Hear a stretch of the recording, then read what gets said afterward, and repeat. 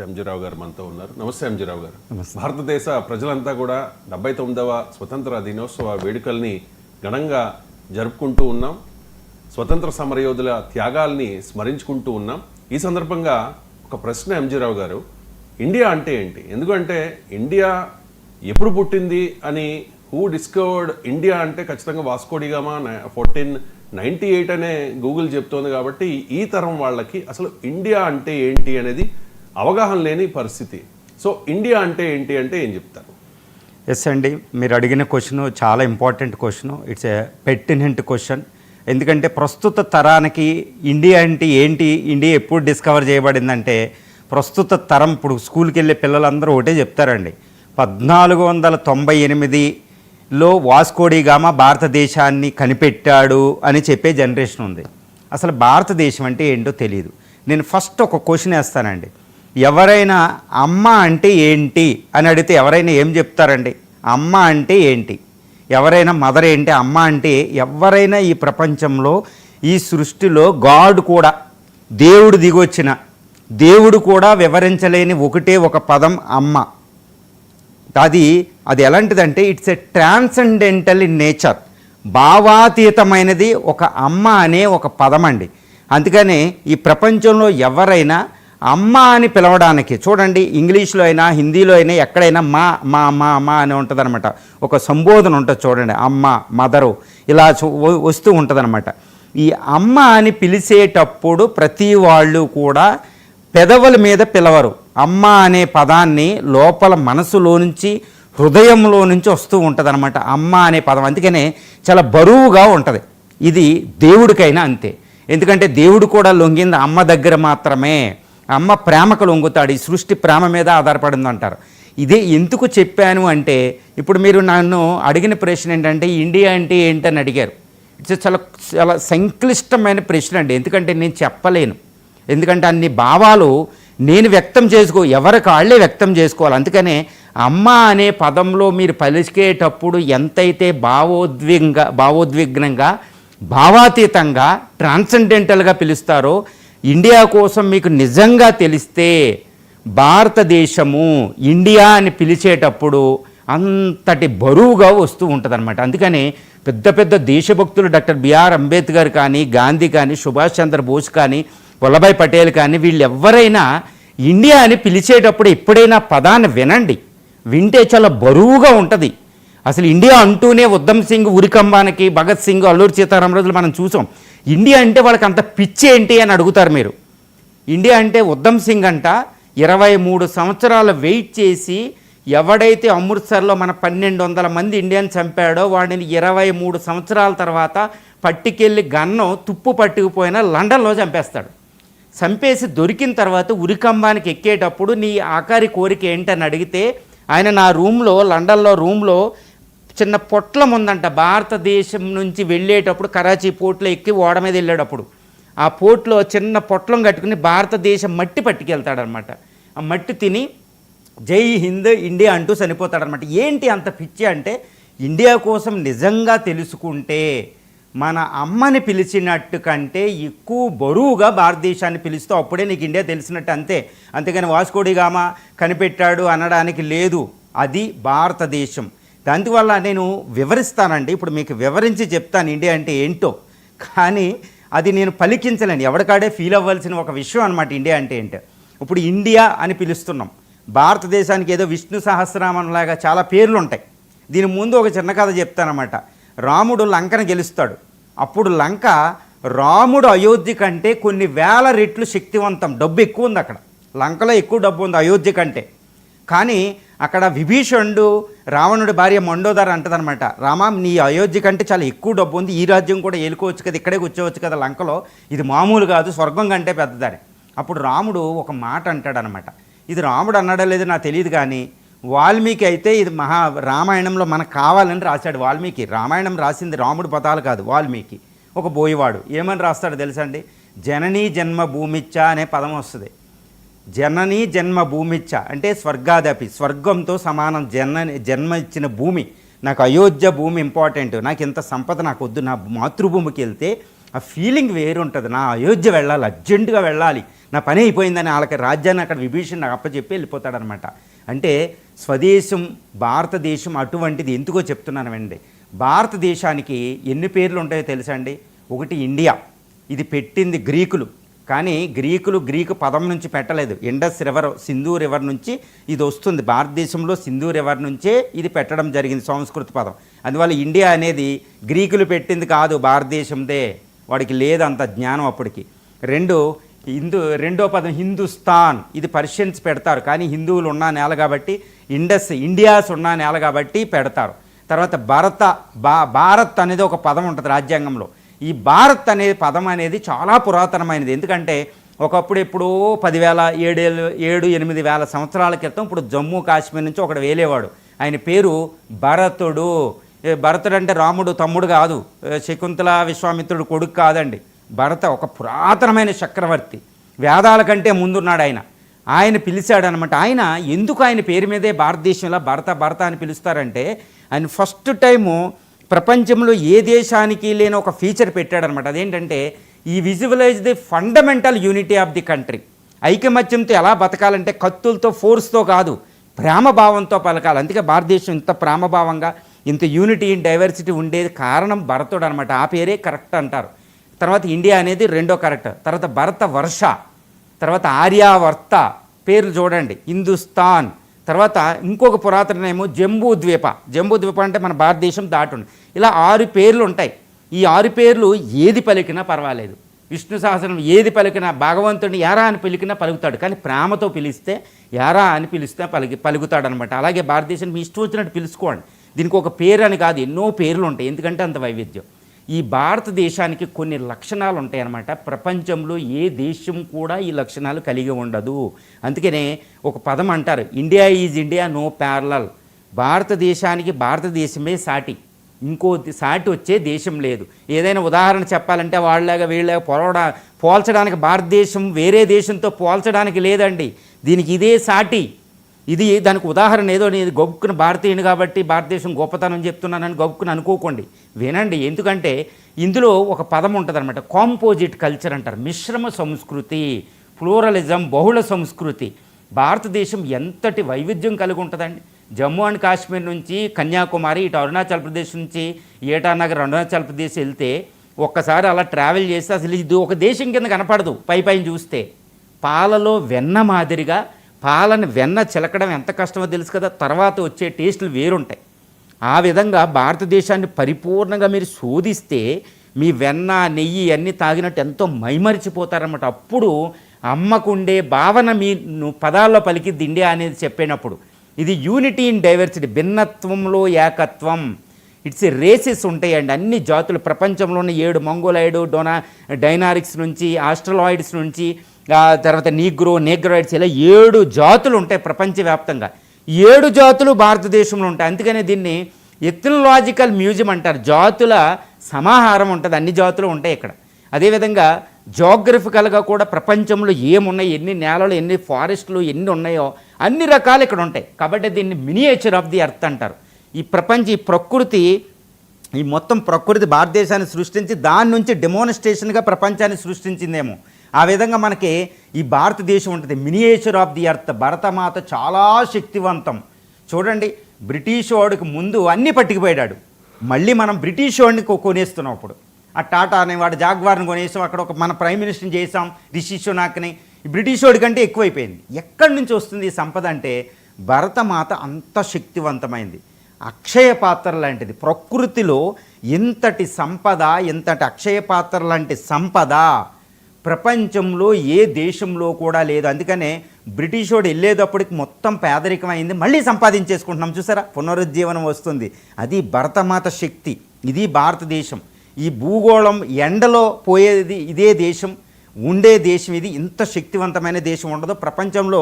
ఎప్పుడు మొత్తం మానవ చరిత్ర అంతటిలో ఎక్కువ జనాభా ఉండేది భరతమాత దగ్గరే. చూడండి, ఒక అమ్మకి 10 మంది పిల్లలు పుట్టారంటే ఆ అమ్మ పాలు ఎక్కువ ఇవ్వగలదు. భరతమాత ఎంతమంది పిల్లలున్నా ఇవ్వగలదు. అందుకని మానవ చరిత్రలో ఎప్పుడూ కూడా 1 or 2 ప్లేస్లోనే ఇక్కడ జనాభా ఉంది. ఇది ఒక అద్భుతమైన దేశం అండి. దీన్ని వర్ణించడానికి ఇప్పుడు నా మాటలు చాలవు. ప్రపంచంలో ఏ భాష కూడా అమ్మని వర్ణించడానికి సరిపోనట్టే ఈ ప్రపంచంలో ఇప్పుడు నా మాటలు ఏ భాషలు ఉన్నా ఎన్ని ఉన్నా ఇవి భారతదేశం అంటే ఏమిటో చెప్పడానికి కుదరదు. ఇది మనసు ద్వారా ఫీల్ అవ్వాలి. ఇది భావాతీతమైనదనమాట. ఇండియా అంటే ఒక భావాతీతమైనది. అందుకనే వందే మాతరం అనే సాంగ్ని మీరు ఎప్పుడైనా, లేదా జనగణమన వందే మాతరం అనే సాంగ్ని మీరు పరిపూర్ణంగా కళ్ళు మూసుకుని మనస్ఫూర్తిగా వింటే ఎవరి కళ్ళంట అయితే నీళ్ళు వస్తాయో వాడికి భారతదేశం అంటే తెలుసు. గుర్తుపెట్టుకోండి, అంతే. ఇది ఒకటే టెస్టింగ్ అనమాట. ఆ టెస్టింగ్ నేను చెప్పగలుగుతాను. ఎందుకంటే వందే మాతరం అనే సాంగ్ వింటూ లక్షలాది మంది ప్రాణార్పణ చేశారు. దానికి ఒక మంత్రశక్తి ఉంటుంది. మీరు జీసస్ హల్లెలూయా అనగానే, లేదా ఇస్లాంలో ఆయన మంత్రం కానీ, లేదా రామనామ మంత్రం కానీ స్మరించేస్తూ ఉంటే ఏదో ఒక భక్తి పొంగిపోతుంది. దానికి ఒక మంత్రశక్తి ఉందని. అలాగే వందే మాతరం అనే దానికి ఒక మంత్రశక్తి తోడైంది. అందుకని వందే మాతర జాతీయ నేషనల్ సాంగ్ని ఎవరైతే కళ్ళు మూసుకుని వింటే, లాస్ట్లో మనస్ఫూర్తిగా వింటే కళ్ళంట నీళ్ళు వస్తే వాళ్ళకి భారతదేశం అర్థమైనట్టు అనమాట. ఒక భావాతీతమైనది. నేను కాదు కదా, ఎవ్వరు కూడా చెప్పలేరు. ఏ భాష కూడా దాన్ని వర్ణించారు. No language is sufficient enough to describe what is India అండి. ఎంజీరావు గారు, ద స్టోరీ ఆఫ్ ఇండియా గురించి చెప్తారా? భారతదేశం అవతరించినప్పటి నుంచి ఇప్పటి వరకు, అంటే ఈ రోజు వరకు కూడా ఇండియా జర్నీ గురించి చెప్పండి. ఎస్ అండి, భారతదేశ జర్నీ అంటే ఇందాక మనం చెప్పుకున్నట్టు ఎప్పుడు పుట్టిందంటే 1498లో మేలో వాస్కోడిగామా కేరళలో కనిపెట్టినప్పటి నుంచి ఇండియా జర్నీ చెప్తారు. ఎందుకంటే భారతదేశ చరిత్రని పాశ్చాత్యవాడు రాశాడు, అప్పటి నుంచే చెప్తాడు వాడు. ఎప్పుడు ఫర్ ఎగ్జాంపుల్ నేను ఊరికే చెప్పనండి, ఏఎల్ భాషమని ఇండియన్ హిస్టరీ బుక్లు ఉంటాయి, చాలా హిస్టరీ బుక్లు ఉంటాయి అనమాట. మన భారతదేశంలో ఒక పెద్ద దౌర్భాగ్యం ఏంటంటే మన చరిత్రని బయట వాళ్ళు ఇన్ఫ్లుయెన్స్తో రాశారు.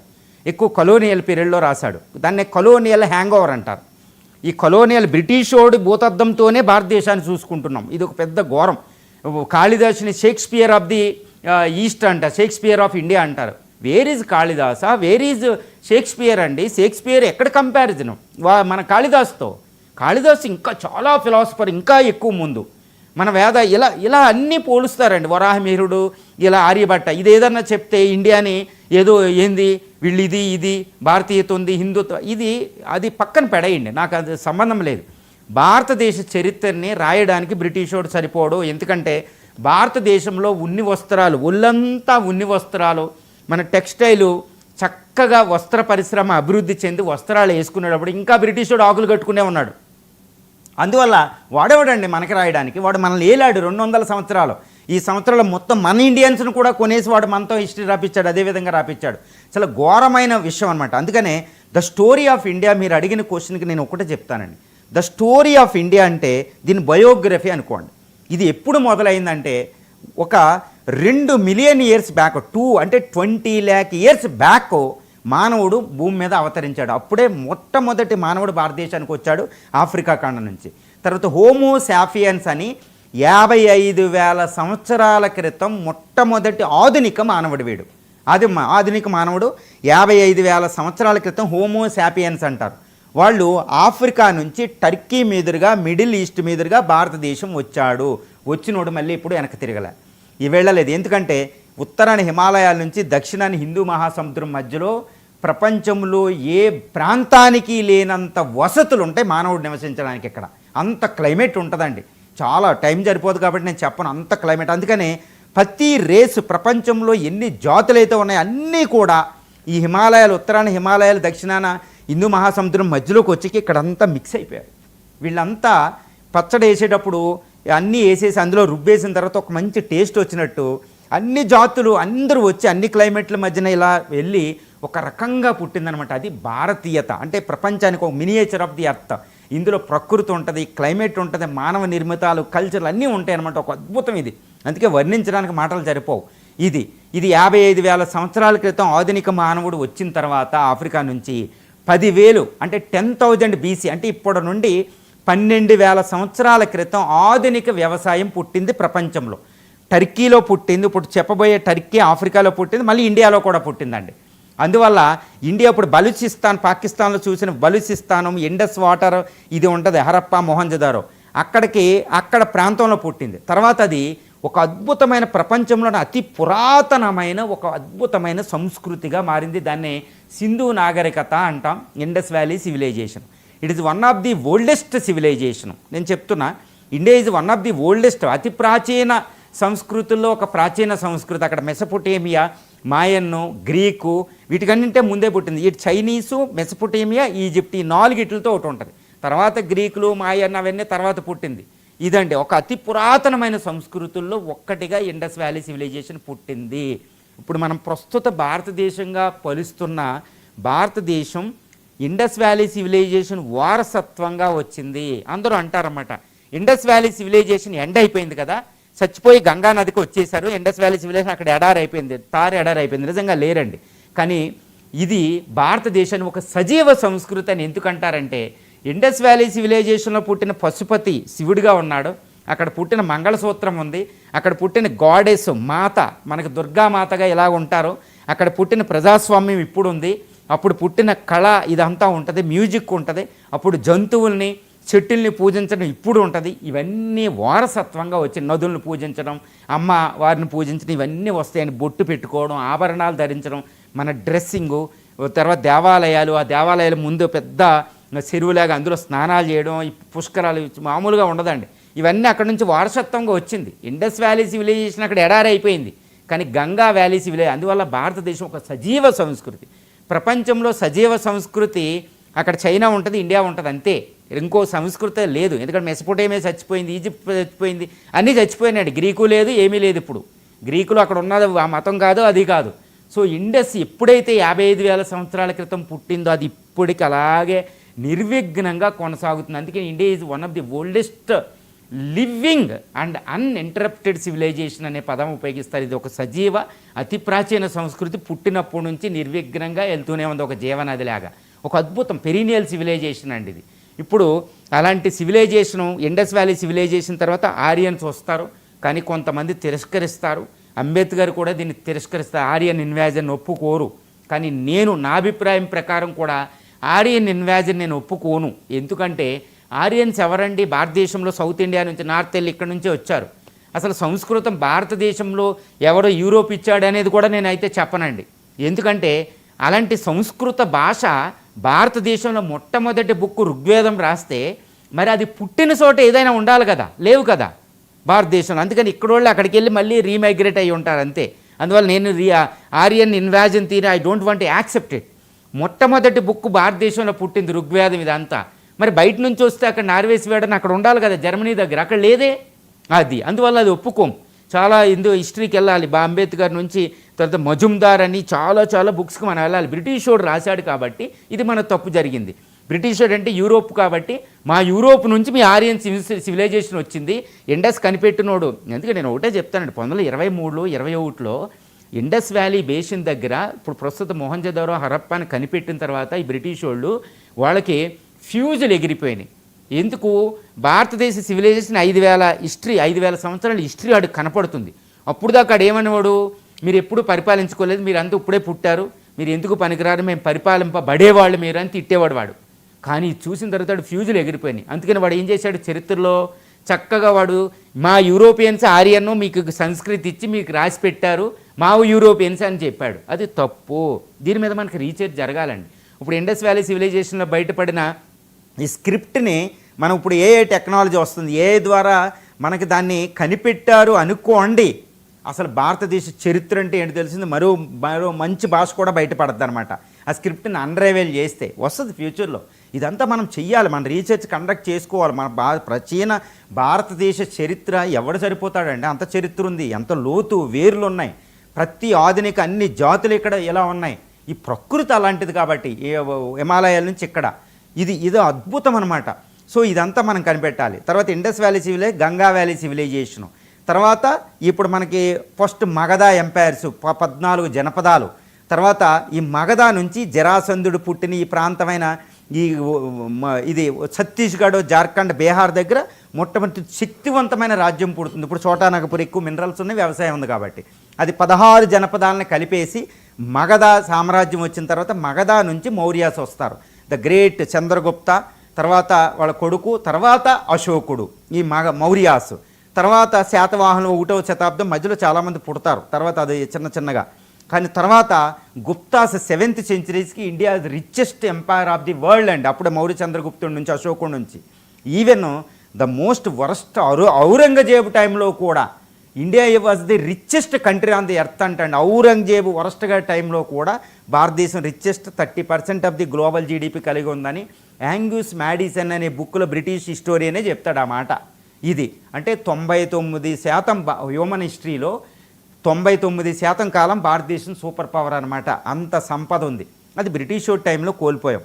తర్వాత వీళ్ళు ఢిల్లీ సుల్తానేట్లో ముస్లిం పాలన. ఇది 1947లో మనం అద్భుతంగా స్వతంత్రం సంపాదించుకుని మళ్ళీ జర్నీ చేస్తున్నాం. ఇది బయోగ్రఫీ హిస్టోరికల్గా చూస్తే భారతదేశాన్ని నేను ఏమంటానంటే a monumental journey, a living civilization. అంటే ఒక గంగా నది లేక ఒక అద్భుతంగా జీవనదిలా ప్రవహిస్తూ ఉంటుంది. దీన్ని వివేకానంద భాషలో చెప్పాలంటే ఇది అంతం అనేది ఉండదు. ఎత్తు పల్లాలో రాత్రి పగలు వస్తూ ఉంటుంది అనమాట. రాత్రి వచ్చినంత మాత్రాన భూ అంతమైపోద్దా? అంతం అవదు. మళ్ళీ సూర్యుడు ప్రకాశించేటప్పుడు మళ్ళీ ఇది లెగిస్తుంది. మళ్ళీ తొలకరవాన్ రాగానే పచ్చగడ్డి మొలుతుంది అనమాట. అంత పచ్చగడ్డి మొలన వేసవికాలంలో పచ్చగడ్డి కనపడదు, అక్కడ ఎడారిలా కనిపిస్తుంది. సో భారతదేశం అద్భుతమైన దేశం అనమాట. దీని హిస్టరీని చాలా జాగ్రత్తగా మనస్ఫూర్తిగా అద్భుతంగా నమ్మకంగా చదివితే ఇది ఒక మాన్యుమెంటల్ జర్నీ, ఒక అద్భుతమైన జర్నీ. దాన్ని రామాయణాలు చెప్పాలంటే రామాయణం, ఆయనం అంటే ప్రవాహం అంటారన్నమాట. ఒకే పయనం. ఈ భారత ఆయనం అనే ఒక బుక్కేలు రాస్తే మనం సరిపోదాం, వేదాలు సరిపోవు, అంతటి చరిత్ర ఉంది. ఇది మతాల పుట్టిన నేల. The great apostle of non violence Mahatma Gandhi పుట్టిన నేల, రాముడు పుట్టిన నేల, అవతార పురుషులు పుట్టారు. తర్వాత బుద్ధుడు లాంటి పుట్టారు. అందరూ ఒక క్వశ్చన్ అడుగుతారు, అవతార పురుషులందరూ ఇండియాలోనే ఎందుకు పుట్టారు, ఇండియా చుట్టుపక్కల ఎందుకు పుట్టారంటే అదంతే. ఎందుకంటే ప్రకృతి అన్నీ ఉన్నాయి కాబట్టి. చూడండి అక్కడ జీసస్, అల్లా, ఈ మహావీరుడు, బుద్ధుడు, రాముడు, కృష్ణుడు, ఈ అవతార పురుషులందరూ స్పియర్ ఆఫ్ ఇన్ఫ్లుయెన్స్ ఇండియా దగ్గరలో పుడతారు. అమెరికాలో అవతార పురుషుడు పుట్టలే, ఆస్ట్రేలియాలో అవతార పురుషుడు పుట్టలే, ఇండియా చుట్టుపక్కల పుడతారు. అది జంబూ ద్వీప అనే చోట. ఎందుకంటే కల్చరు. బుద్ధుడు లాంటోడు ఇంకొకటి పుట్టాడండి, ఇక్కడే పుడతాడు. గాంధీ లాంటోడిని పుట్టించే నేల ఇండియా లాంటిది ఒకటేనంట. అది కాంటర్బరీ చర్చ్ అంటారంట, అదే చెప్తాడనమాట.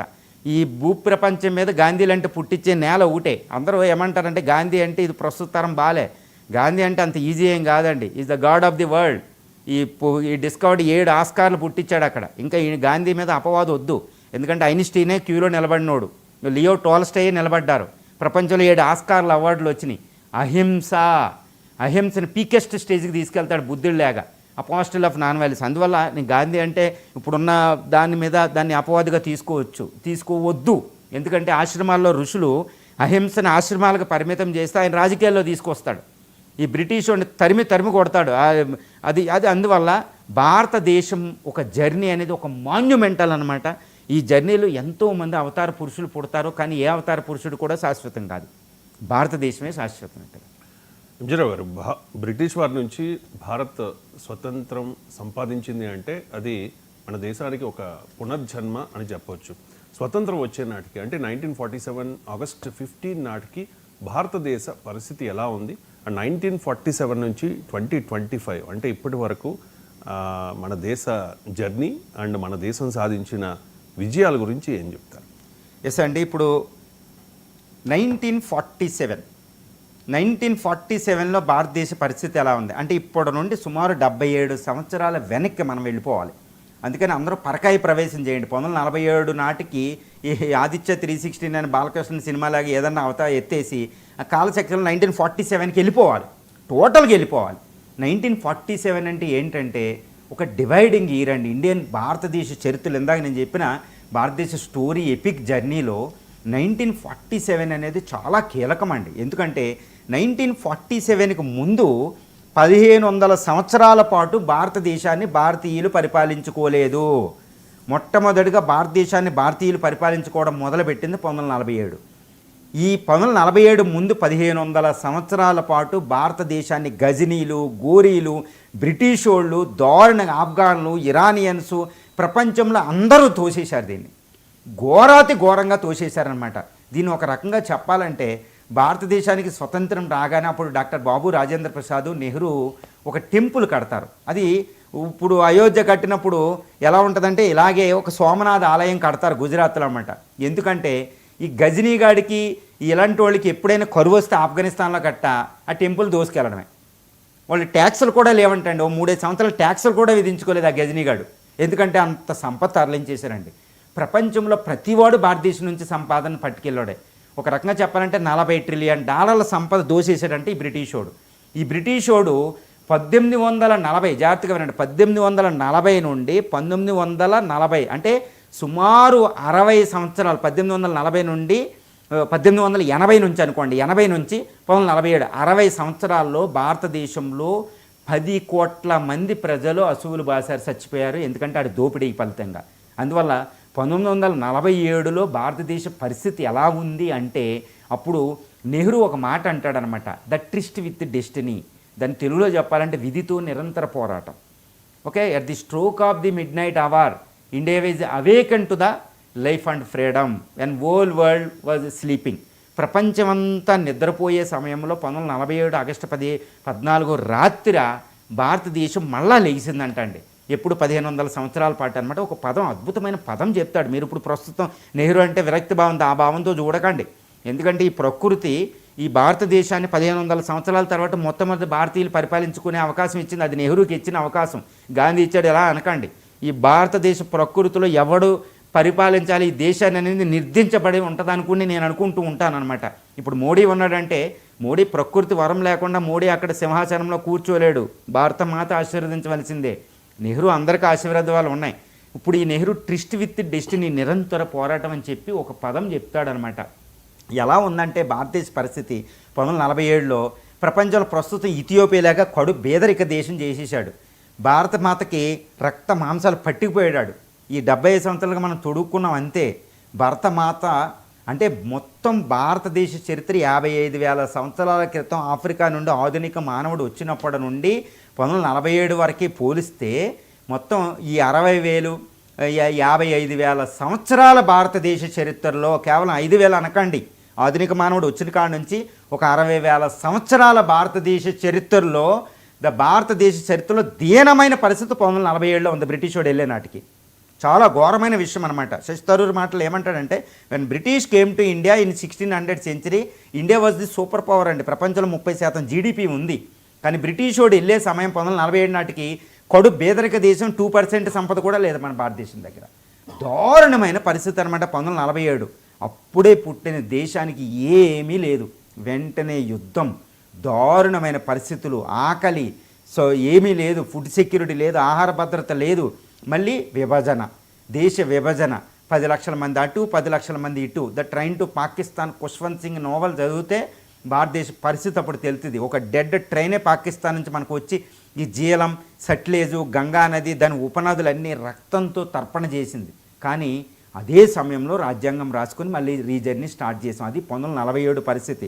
ప్రస్తుతం భారతదేశం ఎంత ఉందంటే 1947లో ఎలా ఉందనేది గుర్తు చేసుకోకుండా మనం ఎప్పుడూ చెప్పలేమండి. అందువల్ల 1947 పరిస్థితులు, భారతదేశ పరిస్థితులు అందరికీ తెలియవలసిన అవసరం అక్కడ ఎంతైనా ఉందండి.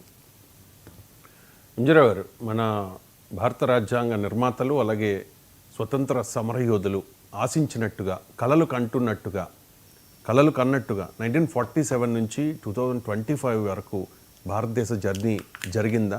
అది ఆ విధంగానే కొనసాగిందా? ఎస్ అండి, చాలా గుడ్ క్వశ్చన్ అండి.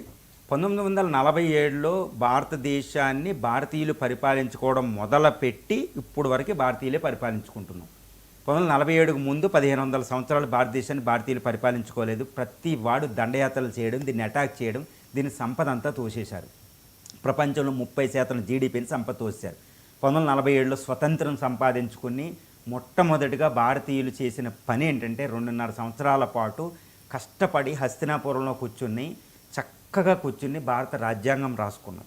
దాన్ని అంబేద్కర్ మాటల్లో చెప్పాలంటే డాక్టర్ బిఆర్ అంబేద్కర్, ఆయన చాలా కృషి, నవభారత నిర్మాత, ఆధునిక భారత నిర్మాత అంటారు, మోడర్న్ మను అని కూడా పిలుస్తారన్నమాట. భారతదేశం రీజర్నీ స్టార్ట్ చేసింది కదా, మళ్ళా ఇది పునరుజ్జీవింపజడం మొదలైంది కదా, దానికి ఆధారమే భారత రాజ్యాంగం. ఈ భారత రాజ్యాంగం అంటే అందరూ ఏమనుకుంటారో నాకైతే తెలియదు కానండి, భారతదేశం స్వతంత్రం రావడానికి ఎవరైతే సహాయం చేశారో వాళ్ళ ఆశలు, ఆశయాలు, the aspirations and objectives of those who sacrificed there lives, వాళ్ళ ఆశలు, ఆశయాలు భారత రాజ్యాంగంలో చొప్పించబడ్డాయి. మొత్తం ఇందాక చెప్పిన 55,000 సంవత్సరాల భారతదేశ చరిత్ర భారత రాజ్యాంగంలోకి చొప్పించబడింది. దానికి ఒక ఉదాహరణ మీకు చెప్తానన్నమాట. భారత రాజ్యాంగ పరిషత్తు దేన్ని రాజధానిగా నిర్ధారించాలి భారతదేశానికి అనుకుంటే హస్తిన, మహాభారత కాలం నుంచి హస్తినాన్ని తీసుకుని వాళ్ళు హస్తినాపురం ఢిల్లీని గుర్తిస్తారన్నమాట. అంటే భారతదేశ చరిత్రని పూర్తిగా ఆకళింపు చేసుకుని దానిలో ఉన్న సజీవ చెప్పాను, సజీవ సంస్కృతి యొక్క ఆత్మను భారత రాజ్యాంగంలోనికి చొప్పించారంటే డాక్టర్ బిఆర్ అంబేద్కర్. అంటే నేను ఎందుకు అంటున్నానంటే రాజ్యాంగం నిర్మాతలు ఆశించిన ఆశయాలు ఇప్పుడు మనం దానికి అనుకూలంగా ఉన్నామా, 75 సంవత్సరాల పాటు భారతదేశ జర్నీ దానికి అనుకూలంగా ఉందా లేదో చూడాలి. ఎందుకంటే మీరు నేనేమనుకుంటున్నాను ఇక్కడ ఇంపార్టెంట్ కాదండి. ఈ భారతదేశానికి తన జీవితాన్ని సమర్పించిన భగత్ సింగ్లు, అల్లూరి సీతారామరాజులు, గాంధీ, అంబేద్కర్లు, ఇంకా మనం పేర్లే చెప్పుకుంటాం, పేర్లు చెప్పని ఎంతో లక్షలాది మంది అక్కడ వాళ్ళ జీవితాలను అర్పించారు. 1857 తిరుగుబాటు ఎన్ని పేర్లు తెలుసండి, మన పట్టుమని డజన్ పేర్లు కూడా తెలియదు. మరి లక్షల మందిని చంపేశాడు బ్రిటిష్ వాడు, వాళ్ళ దేశానికి అంకితమైనట్టే కదా. 1857 నుంచి ఎన్ని తిరుగుబాటులో చంపేశాడు వాడు బ్రిటిష్ వాడు. ఎంతమంది కరువులకు బాసారు, ఎంతమంది రేపులు గావించబడి, ఎంతమంది అత్యాచారాలకు గురయ్యారు, దారుణమైన పరిస్థితులు. వాళ్ళందరూ ఒక ఆశతో చచ్చిపోయారు. వందే మాత్రం అనుకుంటూ ఈ భారతదేశం ఇలా ఉండాలి, ఇలా ఉండాలి, ఇలా ఉండాలని కోరికలతో చనిపోయారన్నమాట. వాళ్ళ కోరికలు, ఆశలు, ఆశయాలన్నిటినీ రాజ్యాంగంలోనికి చొప్పించి, భారతదేశ చరిత్రను చొప్పించి, భారత రాజ్యాంగాన్ని ఒక సజీవ పత్రంగా పిలుస్తాడన్నమాట డాక్టర్ బిఆర్ అంబేద్కర్. నేను ఎప్పుడూ చెప్తాను, భారత రాజ్యాంగాన్ని తయారు చేసి అక్కడ భారత రాజ్యాంగ పరిషత్తులు అంబేద్కర్ అన్న మాట సంతకం పెట్టే ముందు అన్న మాట, మీరందరూ దీన్ని భారత రాజ్యాంగం ఏదో ఈ రాజ్యాంగం ఇలా పట్టుకొని ఇది చట్టాలు పరిపాలన ఎలా ఉండాలని చెప్పే చట్టాలు సూత్రాలు కాదు. It carries the soul of India. ఇది ఒక సజీవ పత్రం, దీనిలో ఆత్మను పెట్టాం, భారతదేశ చరిత్ర, వాళ్ళ ఆశలు, ఆశయాలన్నింటినీ పెట్టాం, వాళ్ళ రక్త తర్పణను పెట్టాం, ఎలా పరిపాలించుకుంటారో పరిపాలించుకోండి అని మనకి ఇచ్చారు. ఆ రాజ్యాంగం ఆశించింది ఏంటంటే, అసలు ఈ రాజ్యాంగం యొక్క ముఖ్య లక్షణం ఒకే ఒక పదంలో ఏంటో తెలుసండి, శ్రేయోరాజ్యం, వెల్ఫేర్ స్టేట్. దీన్ని మళ్ళా 3 పదాలకు తగ్గిస్తే సామాజిక, ఆర్థిక, రాజకీయ న్యాయం. అసలు రాజ్యాంగం అంటే ఒకటే ఒక పదం, శ్రేయోరాజ్యం, అంతే దాని లక్ష్యం. శ్రేయోరాజ్యం, వెల్ఫేర్ స్టేట్ అంటారు ఒకటే. దాన్ని మళ్ళా 3 పదాల కింద విభజించే సామాజిక, ఆర్థిక, రాజకీయ న్యాయం, socio economic and political justice అంటామండి, అంతే. మళ్ళీ దాన్ని ఇంకా వివరిస్తే ఇప్పుడు ఈ ఆర్టికల్స్ ఇవన్నీ వస్తాయి అన్నమాట. ఈ ప్రాథమిక హక్కులు, ప్రాథమిక సూత్రాలు, పరిపాలన ఎలా ఉండాలి, ప్రజాస్వామ్యం ఎలా ఉండాలి, ఈ సావరెంటీ ఏంటి, అన్నీ వస్తాయి అన్నమాట. ఇప్పుడు మనం 1947 నుండి 2025 వరకు జరిగిన 77-78 సంవత్సరాల జర్నీ ఈ రాజ్యాంగ సూత్రమైన శ్రేయోరాజ్యానికి అనుకూలంగా ఉన్నాయంటే లేదు. చాలా విజయాలు వచ్చినాయి, ఒక అద్భుతమైన విజయాలు, కానీ కొన్ని దూరంగా ఉన్నాయి, ఇంకా ఎండమావే. అద్భుతమైన విజయాలు మాత్రం అంత ఈజీగా చెప్పకూడదు. ఎందుకంటే రాజ్యాంగ నిర్మాతలు ఆశించింది, శాంబలా నగర్ నుంచి ఏదైనా అనుకోండి, మీరు స్పిరిచువల్గా చూసారు ఏదైనా అనుకోండి, ఇక్కడ ఎందుకు కొరకన $64 పర్ క్యాపిటల్ ఇన్కమ్ నుంచి ఈరోజు $3,000 దాకా వచ్చింది. భారతదేశ ఎకానమీ ఇథియోపియా అయిపోయింది, ఈరోజు 4th లార్జెస్ట్ ఎకానమీ. అదే కొనుగోలు శక్తి సామర్థ్యపరంగా చూస్తే అక్కడ చైనా, అమెరికాల తర్వాత 3వ అతిపెద్ద దేశం త్రిబుల్ అండి. అదే జీడిపి పరంగా చూస్తే 4వ అతిపెద్ద ఆర్థిక వ్యవస్థ. ఇవి స్థూలంగా భారతం ప్రపంచంలో అతిపెద్ద ప్రజాస్వామ్య దేశం. భారతదేశ జనాభా 36 కోట్ల నుంచి 146 కోట్లు, 6 రెట్లు పెరిగిన భారతదేశ వ్యవసాయోత్పత్తి green revolution, white revolution, grey revolution, ఇలా ఎవర్ గ్రీన్ రెవల్యూషన్ పెట్టి ఈరోజు ప్రపంచాన్ని కూడిపెట్టేలాగా భారతదేశం తయారైంది. PL 480 నుంచి ఈరోజు ప్రపంచానికే మనం కరోనా టైంలో పెట్టుకున్నాం. ఇంటిలో కరోనాలో లాక్డౌన్ పెట్టుకుని లోపల కూర్చోబెట్టుకు 90 కోట్ల మందికి ఫుడ్ ఇవ్వగలిగాం మనం. ప్రపంచంలో 8వ పారిశ్రామిక వ్యవస్థ, 5వ అతిపెద్ద అణుదేశం, 5వ అతిపెద్ద స్పేస్ దేశం. అద్భుతమైన విజయాలండి.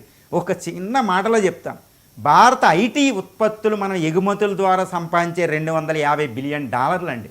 మన డిఫెన్స్ బడ్జెట్ $86 బిలియన్. అంటే ఎంత చూసారా, మన ఒక ఐటీలో సగం 1/3 తెచ్చుకుని మన డిఫెన్స్ బడ్జెట్ ప్రపంచంలోనే 3వ అతిపెద్ద డిఫెన్స్ బడ్జెట్ వస్తుంది. ఒక అద్భుతమైన దేశం. ఏ దేశం కూడా ప్రపంచంలో, ఇప్పుడు వ్లాడిమిర్ పుతిన్ ఒక సందర్భంలో అంటాడనమాట, ప్రపంచంలో ఏ శక్తి కూడా భారతదేశాన్ని ఓడించలేదు ప్రస్తుత శక్తి అని.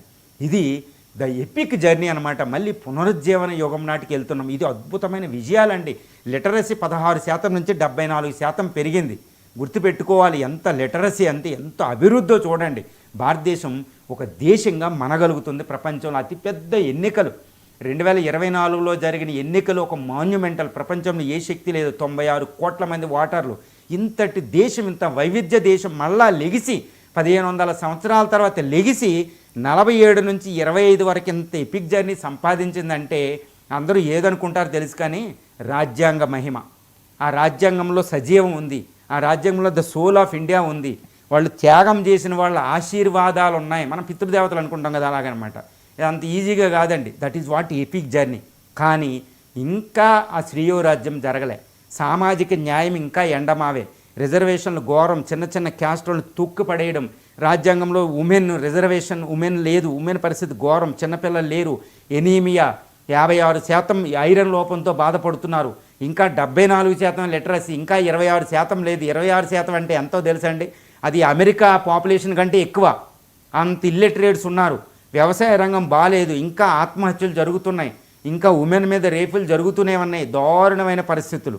కానీ కానీ భారతదేశం ఇటు అధిగమించే శక్తిని మాత్రం ఈ 77 సంవత్సరాలుగా ప్రదర్శించింది. ఇంకా మనం నిబద్ధంగా పనిచేయడం లేదు. ఇది రాజ్యాంగం తప్పుది కాదండి, వాళ్ళ ఆశీర్వాదాలు తప్పు కాదు, మనం దానికి అనుకూలంగా ప్రవర్తించలేకపోయాం. కాబట్టి ఇది మనకి సిగ్గు చేయటం అనమాట. మనం చాలా జాగ్రత్తగా పనిచేస్తే అవి కూడా అచీవ్ అవుతాం. జీరావు గారు, 2047 అంటే అప్పటికి మనం 100 సంవత్సరాలు కంప్లీట్ చేసుకుంటాం స్వతంత్రం వచ్చి. So Bharat at 2047 ఊహించుకోవచ్చా? ఎలా ఉంటుందంటారు అప్పటికి భారత్? ఒక అద్భుతం, ఒక మహోద్భుతం అన్నమాట. ఎంతమంది మనలో ఎంతమంది 2047 వరకే బతుకుంటారో నాకు తెలియదు. ఎంతమంది 2047 అంటే 2047 ఆగస్టు 15వ తారీఖున ఇండియా గేట్ దగ్గర స్వతంత్ర అంటే మనం స్వతంత్ర ఉద్యమం జరుపుకుంటాం కదా ఢిల్లీ, అక్కడ ఇండియా గేట్ దగ్గర రాష్ట్రపతి భవన్ నుంచి, అది 2047 ఆగస్టు 15న జరుగుతుందని ఊహించుకోండి. 2047 ఇప్పటి నుండి సుమారు 22 సంవత్సరాల తర్వాత ఎంతమంది చూడగలుగుతారని ఆ మహోత్ కాలాన్ని. నేను ఇందాక చెప్పినట్టు భారతదేశ ఇలా ఉండాలి అని ఎన్నో ఆశలు ఆకాంక్షలతో ఉరికంబానికి తాళి కట్టుకుని చనిపోతారు. ఉరికంబం భగత్ సింగు, తర్వాత ఉద్ధమ్ సింగు, ఝాన్సీ లక్ష్మీబాయి, తాంతియే తోపే, చూడండి మహాత్మా గాంధీ, వల్లభాయ్ పటేళ్ళు, వాళ్ళు మరణించిన ప్రాణం అర్పించారు. నెహ్రూయే 8.5 సంవత్సరాలు జైల్లో గడుపుతాడు. ఎంతమంది అండి, లక్షలాది మంది. భారతీయుడు సినిమా చూసినప్పుడు మనం కళ్ళు అంతా నీళ్లు గార్చుకుంటాం. కాలాపిని సినిమా చూసినప్పుడు ఎంతమంది పేర్లు తెలియని వాళ్ళు చనిపోయారు. వీళ్ళ ఆశలు ఆకాంక్షలు ఒకటి ఉండే అంట, భారతదేశాన్ని మళ్ళీ పురాతనమైన పునరుజ్జీవింపజన ద గ్రేట్ ఇండియా అని చూడాలి అని. అది వాళ్ళ కళ్ళతో చూడలేరు, మన కళ్ళు ఎంతమంది చూడగలుగుతారు? 2047 ఆగస్టు 15 ఆ టైంకి భారతదేశం ఎలా ఉండబోతుందో తెలుసా అండి? ప్రపంచంలో అతిపెద్ద ఆర్థిక వ్యవస్థ, $40 ట్రిలియన్. బ్రిటిషోడు మన నుంచి దోసుకున్న సంపద మళ్ళా పునరుద్ధరించుకుంటున్నాం. ఎలా అంటే భరతమాత మళ్ళీ అంత ఇవ్వగలుగుతుంది. ప్రకృతిలో అంతటి శక్తి ఉంటుందండి, మళ్ళీ ప్రకృతి నుంచి వస్తుంది. ప్రపంచంలో అతిపెద్ద ఆర్థిక వ్యవస్థ $40 ట్రిలియన్, ప్రపంచంలో అతిపెద్ద మిలిటరీ వ్యవస్థ. కానీ ప్రపంచాన్ని మిలిటరీతోటి పరిపాలించదు భారతదేశం. ఎందుకంటే ఇప్పుడు చైనా గ్రోత్ అవుతుందంటే అందరికీ భయమే, ఇండియా గ్రోత్ అవుతుందంటే అందరికీ శుభమే. ఎందుకంటే భారతదేశం ఫోర్స్ ఉపయోగించదు, ప్రేమ భావంతో పరిపాలిస్తుంది. ప్రపంచ శాంతికి భారతదేశం పట్టుగొమ్మ అవుద్ది 2047 నాటికి. ఇండియా స్వతంత్రోద్యమం అంటే ప్రపంచం అంతా జరుపుకుంటూ ఉంటుంది, గుర్తుపెట్టుకోవాలి. Yoga day, non violence day ఇప్పటికే మొదలైనవి అక్కడ. భారతదేశం కల్చరల్ ఇన్ఫ్లుయెన్స్, భారతదేశం ఫుడ్, హాలీవుడ్, ఇదంతా భారతదేశం కల్చరల్గా పరిపాలిస్తుంది ప్రపంచాన్ని. ఫోర్సు గన్నల ద్వారా కాదు, అమెరికా బ్రిటిష్ వాడు సంపాదించినట్టు. ప్రపంచం అంతా జరుగుతూ ఉంటుంది భారతదేశ స్వతంత్రోద్యమం 2047 నాటికి. పెద్ద one of the biggest industrial house. తర్వాత ఏ టెక్నాలజీ దాటి ఇంకో టెక్నాలజీ వెళ్తుంది. స్పేస్కి మానవుడు ఎల్లు వస్తూ ఉంటాడు. ఒక అద్భుతం, ఒక మహోద్భుతం 2047 నాటికి జరగబోతుంది. అందరికీ విద్య ఉంటుంది, అందరికీ సామాజిక న్యాయం ఉంటుంది, రాజ్యాంగం ఆశించిన శ్రేయో రాజ్య స్థాపన అప్పుడుకుంటుంది. గుర్తుపెట్టుకోవాలి, ఇండియన్ ఉమెన్ పురుషుడితో సమానంగా పనిచేస్తూ ఉంటుంది. అద్భుతమైన విద్య. ఇప్పుడు మనం అమెరికాకి వెళ్తున్నాం కదా దుబాయ్కి పనిచేయడానికి, కాదు, రివర్స్. అమెరికా వాళ్ళు ఇండియా పనిచేయడానికి వస్తారు, యూరోపియన్సే ఇండియా పనిచేయడానికి వస్తారు. ఒక భారతదేశం పునరుజ్జీవింపబడిన భారతదేశ వైభవాన్ని మళ్ళా 2047 నాటికి చూస్తున్నాం. ఒక అద్భుతం 2047. కానీ మనందరం అందులో ఎంతోమంది బతికి మన కళ్ళతో స్వయంగా భారతదేశాన్ని చూడగలిగితే వాళ్ళు భారతదేశ చరిత్ర మొత్తం 55,000 సంవత్సరాల చరిత్రను ఆ ఒక్కరోజు చూడగలుగుతాం అన్నమాట. అంతటి వైభవయుతంగా 2047 ఆగస్టు 15 100వ స్వతంత్రం ఇండియా ఎట్ 2047 జరగబోతుంది, లేదా ఇండియా ఎట్ 100 జరగబోతుంది. అదే అమృతకాలం అని భారత ప్రధాని మోడీ గారు పిలుస్తున్నారు. అమృతకాలం ఇండియా పేరు కూడా ఇవ్వడం, ఆ మోడీ గారు ఇండియా పేరు ఇవ్వడంలోనే చాలా గొప్ప ఉంది. ఏదో అమృతకాలం it's golden era, why you should we call with this European language. మనకు ఒక పేరుంది, సంస్కృత భాష, పురాతనమైన భాషను ఉపయోగించి ఆయన అమృతకాల్ అని పిలిచాడు. నిజంగా ఇది ముదావహమేనండి. అమృతకాలం నిజంగా రోజు చూడబోతున్నాం. ఇదే భారతదేశం కోసం అంకితమైన ఆశలు ఆకాంక్షలు వాళ్ళది. భారత రాజ్యాంగం యొక్క ముఖ్య లక్ష్యం the main objective of the Indian constitution will be fulfilled by the August 15, 2047. అందరూ I hope that everybody will be can visualise that day. 2047 నాటికి అంటే ఈ 22 ఏళ్లలో భారతదేశం పునరుజ్జీవం అంటూ ఉన్నారు. సో భారతదేశ చరిత్రలో దీని ప్రాముఖ్యత ఏంటి అంటే ఏం చెప్తారు? ఎస్ అండి, పునరుజ్జీవనం అనే పదాన్ని మనం ఇప్పుడు మోడీ గారు అందరూ వాడుతున్నారన్నమాట. India resurgence. ఎందుకంటే ఈ 1947 నాటికి అందరూ భారతదేశాన్ని తోసుకుపోయారు. నేను ఒకటే చెప్తాను, గత 55,000 60,000 భారతదేశ చరిత్ర మొత్తంలో తక్కువ కాదండి. ఆఫ్రికా నుంచి మొట్టమొదటి ఆధునిక మానవుడు భారతదేశానికి వచ్చి ఉపఖండం వచ్చినప్పటి నుండి చరిత్ర మొదలైతే 60,000 సంవత్సరాల భారతదేశం మొత్తం చరిత్రలో అతి దుర్భరమైన కాలాన్ని 1947లో చూసాం కదా. ఈ 1947లో మళ్ళీ భారతీయులు భారతదేశాన్ని పరిపాలించుకోవడం మొదలుపెట్టి రాజ్యాంగం ద్వారా దాని ఆధారంగా పరిపాలన చేసుకుంటున్నాం. లక్ష్యం ఏంటి? భారత పునరుజ్జీవనం, ఇండియా రిసర్జెన్స్. మళ్ళా మనం పోగొట్టుకున్న వైభోగాన్ని, అంతటి సమృద్ధిని మళ్ళా తిరిగి తెచ్చుకోవడం. భరతమాత అన్నీ పట్టిపోయారు, భరతమాతకు మళ్ళీ సౌభాగ్యవంతంగా చూడాలి అనేదే మన లక్ష్యం. 2047 నాటికి ఆ లక్ష్యానికి అనుకూలంగా మనం వెళ్తున్నాం. అది అంటే ఏంటి? ఈ పునరుజ్జీవనం 2047 అంటే ప్రస్తుతం 2025 నుంచి 2047 మధ్య ఉన్న 2 పుష్కరాల కాలం సుమారు అత్యంత ప్రాముఖ్యత ఉంది భారతదేశ చరిత్రలో. ఎందుకంటే పునరుజ్జీవనం సంపాదించుకునే అద్భుతమైన అవకాశం ఇక్కడ వచ్చింది. ఒక్క మిస్టేక్ కూడా మనం చేయకూడదు. అందుకనే ఈ ఆపరేషన్ సింధూర్ని వెంటనే ఆపేశారు మోడీ గారు. అందరూ దీనికి అర్థం కాదు, ఎందుకంటే మనం యుద్ధంలో ఇన్వాల్వ్ అయ్యే కాలం కాదు, భారత పునరుజ్జీవనాన్ని సంపాదించుకునే కాలం.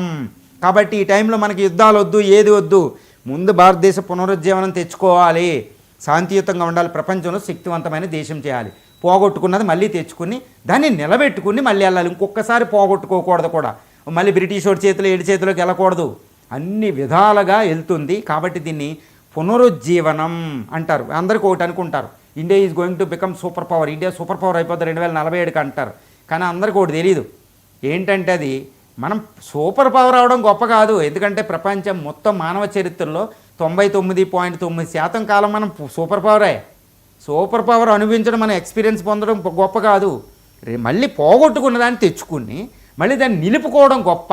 అది ఇండియా సూపర్ పవర్ అవడం అంటే ఇదేదో కొత్తగా అవుతుంది కాదు, ఆల్రెడీ ఎక్స్పీరియన్స్ ఉన్నదే, పోగొట్టుకున్నది తెచ్చుకుంటుంది. అందుకని ఈ పునరుజ్జీవనం 2047 ఇప్పుడు నుంచి ఆ కాలాన్ని అమృత కాలం అంటే చాలా చరిత్రలో, భారతదేశ చరిత్రలో అత్యంత ప్రాముఖ్యత ఉన్న కాలం. ఈ 24 సంవత్సరాల కాలం అంటే అందరూ అనుకుంటాం ఒక తరం కూడా కాదండి ఇది.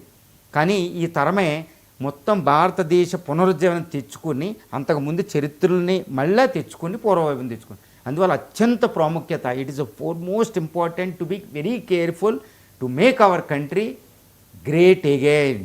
ఆ గ్రేట్ అయ్యింది పోగొట్టుకోకూడదు. అదే రిసర్జెన్స్ ఇండియా, పునరుజ్జీవన ఇండియా, ఇండియా 2047. అదే మోడీ గారు అయితే వికసిత్ భారత్ అని కూడా పిలుస్తాం. అది అంత ఈజీ కాదు, ఆ పదం వెనకాల ఎంతో అర్థం ఉంది, ఎంతటి ప్రాముఖ్యత ఉంది. కాబట్టి యుద్ధంలోకి వెళ్ళకుండా ఆపరేషన్ సింధూర్ పక్కన పెట్టాం, అది అర్థం కాదు. ఆ పక్క వాళ్ళందరూ మనం చెడగొట్టాలనుకుంటారు. ఈ యుద్ధం పెట్టి మన డీరైల్మెంట్ అంటే డిస్ట్రాక్ట్ చేస్తారు. మనం లక్ష్యం మీదే దృష్టి పెట్టి ఉండాలి, అది గుర్తుపెట్టుకోవాలి.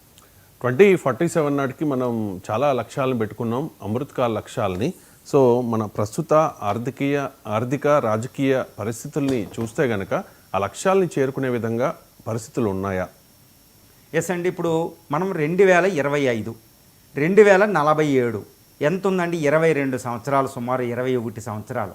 ఇది చరిత్రలో చాలా మంచి కాలం.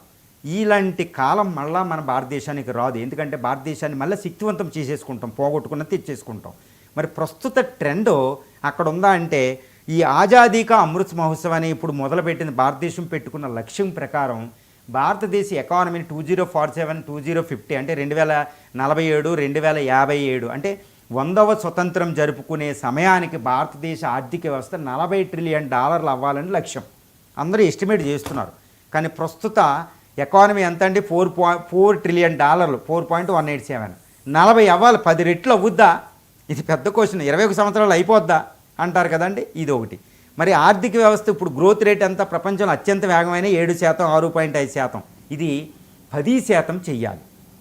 అది తర్వాత లిటరసీ 74%, దీన్ని 100% చేయాలి. తర్వాత అత్యంత భారతదేశానికి ఉన్న శక్తి ఏంటంటే పాపులేషన్. ఈ పాపులేషన్ సక్రమంగా వినియోగించాలి. దాన్ని డెమోగ్రఫిక్ డివిడెండ్.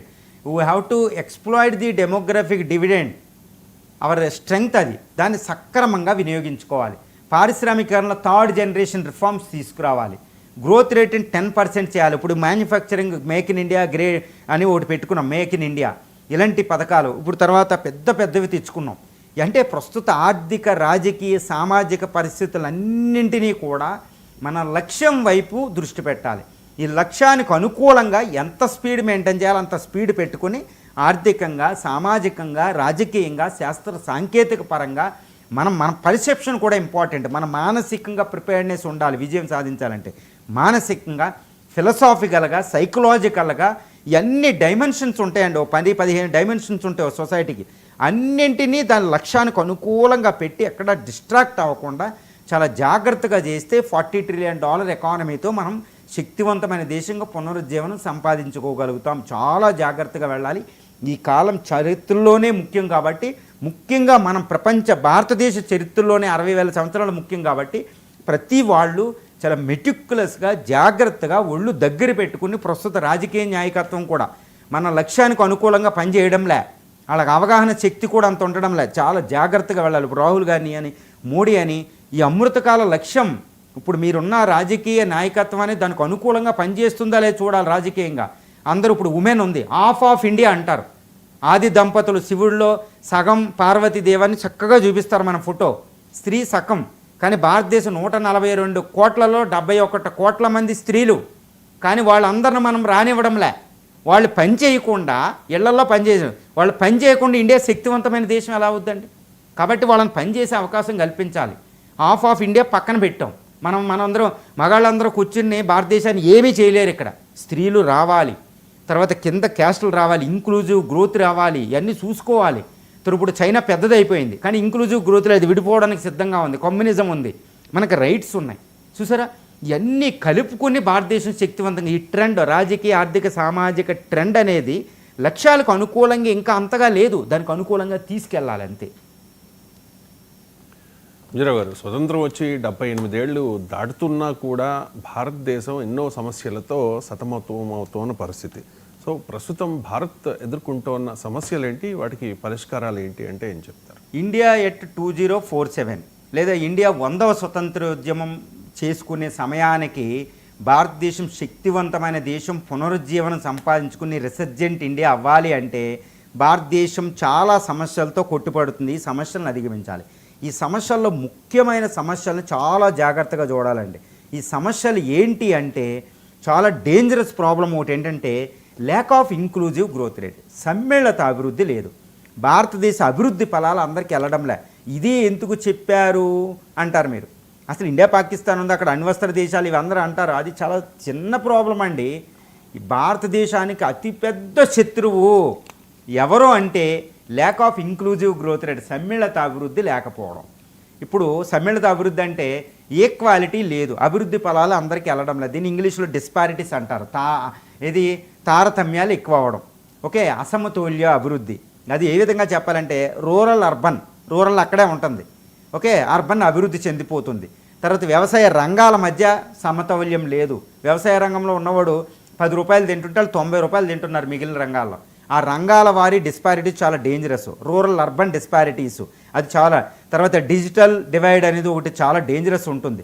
తర్వాత రాష్ట్రాల, ప్రాంతీయాల మధ్య దక్షిణాది అభివృద్ధి చెందుతుంది, ఉత్తరం అలాగే ఉంది.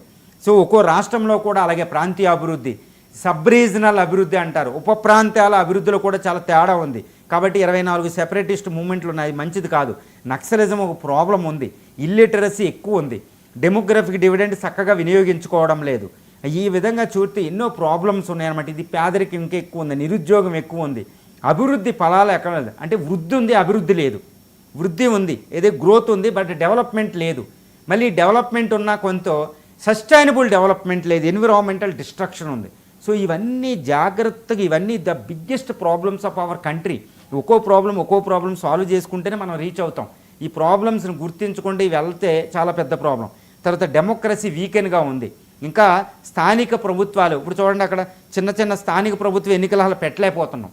ఓకే, సెంట్రల్ లెవెల్లో డెమోక్రసీ చాలా బాగుంది, స్టేట్ లెవెల్లో సగమే ఉంది, స్థానిక ప్రభుత్వాలు లేకపోతే ఇంకా లేదు. ఈ 3 వింగ్ డెమోక్రసీ స్ట్రెంగ్త్ కాలే, డెమోక్రసీ డెఫిషియట్ ఉంది మనకు అక్కడ. ఈ డెమోక్రటిక్ డెఫిషియట్ని మనం పూరించాలి. ఎందుకంటే డెమోక్రసీ అనేది లేకపోతే భారతదేశం అభివృద్ధి అనేది అసంభవం అండి.